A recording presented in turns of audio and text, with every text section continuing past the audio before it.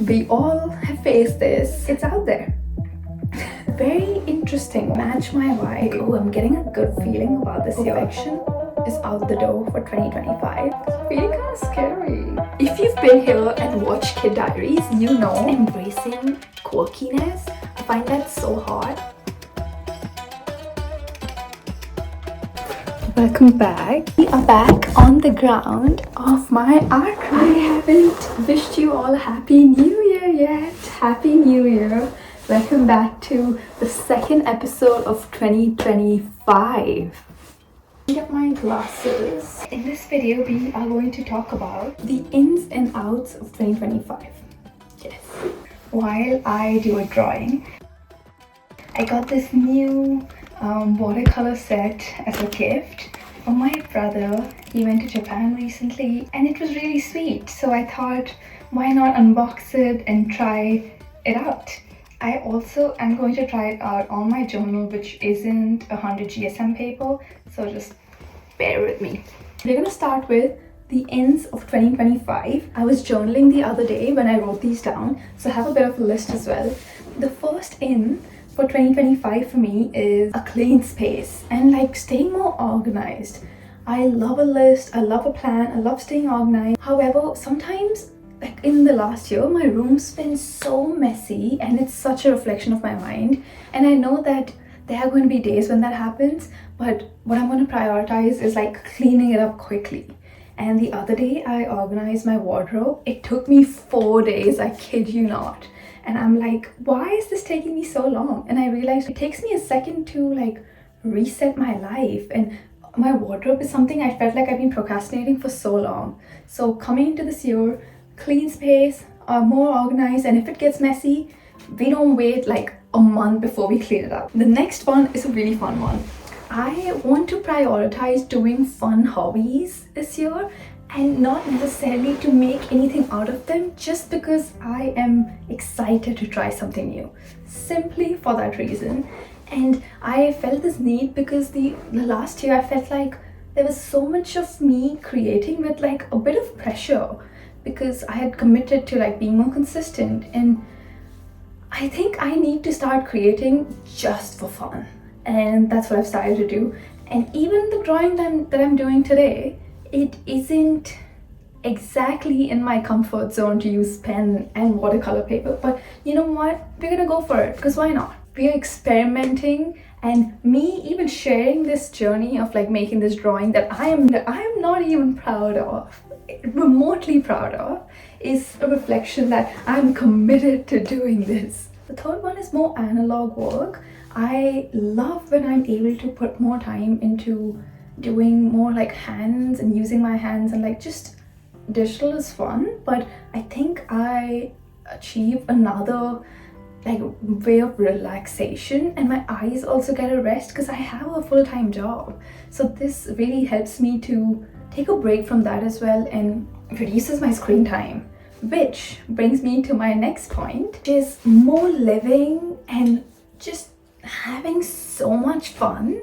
I felt like last year was really fun. I put myself in these situations and like experiences which I loved. When I was reflecting, one of the highlights of my last year was all of the concerts that I attended, and I felt like, wait a second, maybe I need to do more of this, because I really feel like I'm living my best life when I'm at concerts. So I want to go to more concerts. I want to like have more fun. I want to dance more. I always feel so great, so sexy when I'm dancing, so why not? Yes, another part to like this whole more living aspect of 2025 is being more weird and goofy and silly. I really admire people who can embrace being just unique and like authentic to who they are, and not try to like fit in with like what's trending, what's popular, just embracing quirkiness. I find that so hard, and I feel like I need to lean into that more in like a way that's like more me. So that's another one for this whole more living and more life and more experiencing and just like being silly.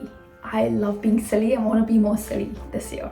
So those are the 5 ins for 2025. Now moving on to the outs of 2025. All right, This is, I want to spend more time like taking action over overthinking. So less overthinking, more action. That's my first out of 2025. I'm naturally an overthinker and one of those people who's like very self-reflective, and I always have been ever since I was a child, even more since I went to the school that I grew up in, just like a boarding school, right? And a lot of what I learned there was like introspection, which has been so valuable to my life and connecting with other people.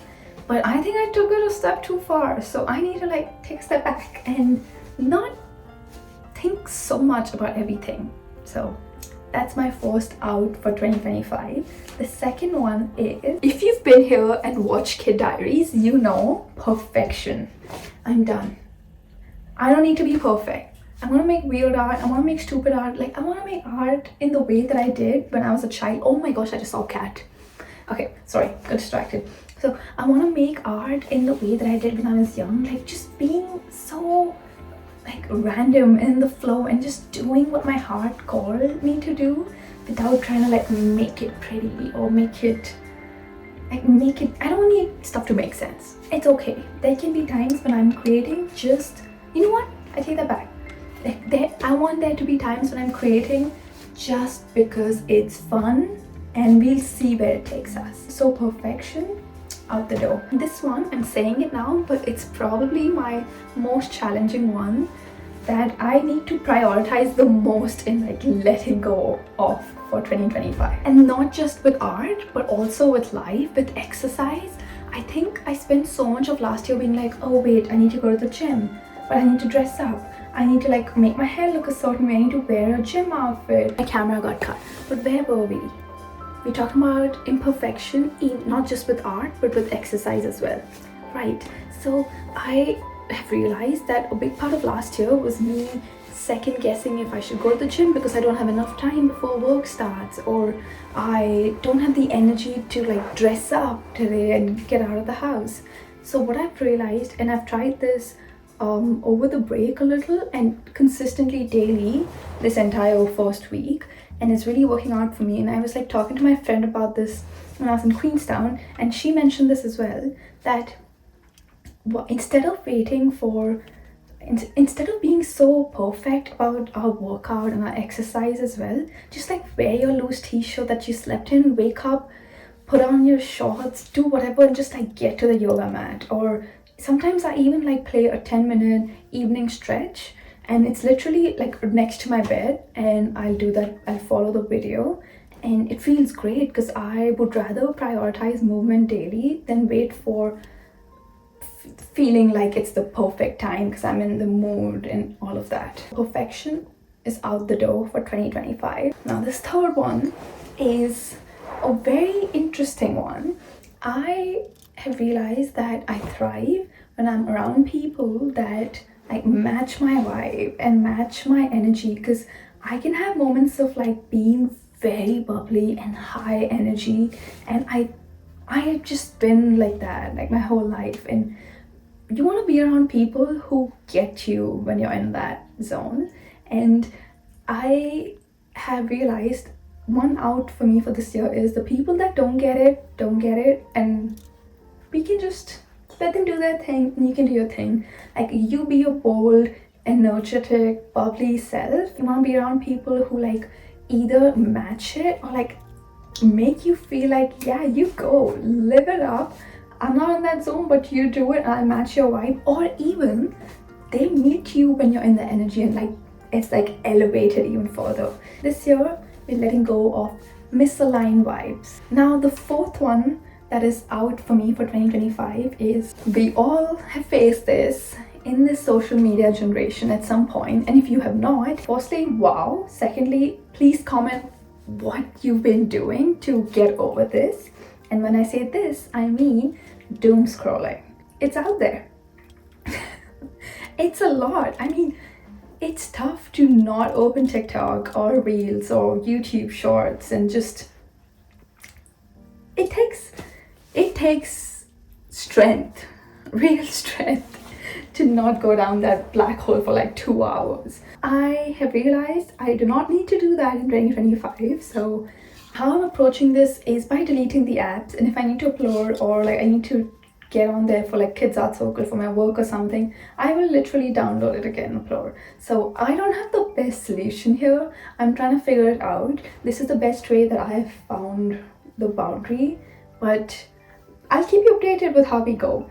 The intention is there. I have been doing good for this week. I'll keep you updated throughout the year. And yeah, this is a tricky one, but I'm gonna make it happen because it just requires some discipline, and that's what we're trying to work on. So the last out for 2025 is, are you ready? People pleasing. We don't need to do that anymore. As women, we're raised to just cater to other people's needs, but this year, put your needs first. Like, we don't need to always make sure we're filling silences. Always make sure that you make everyone around you feel comfortable. Like, it's okay to just sit in the silences. Let the discomfort be felt, and without you having to need, and without you feeling the need to like soften it for people.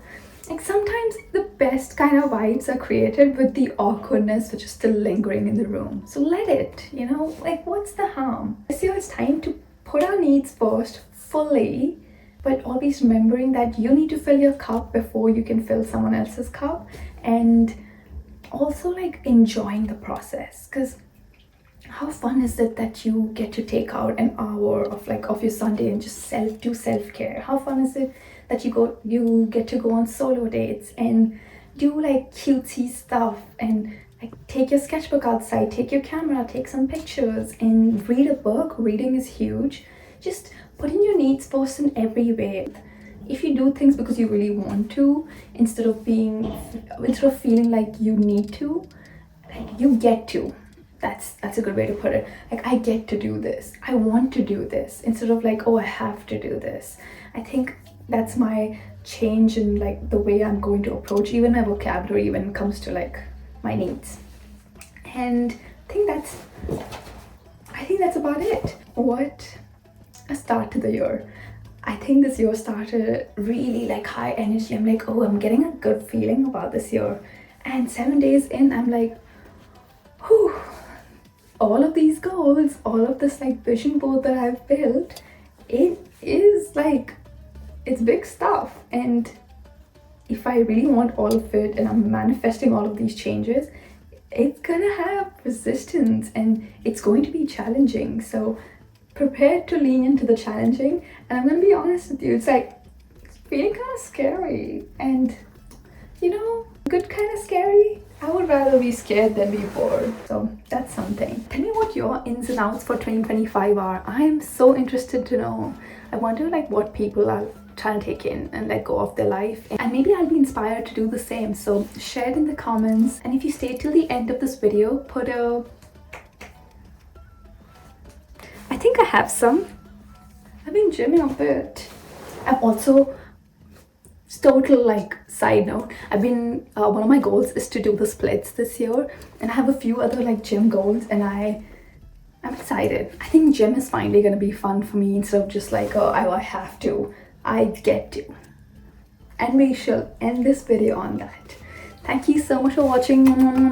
Happy New Year. You're gonna have a great year. Keep the vibes high. Put yourself first. You are the most important person in your life, and like, live your life like it. Live for you, and let's thrive. 2025 are your baby.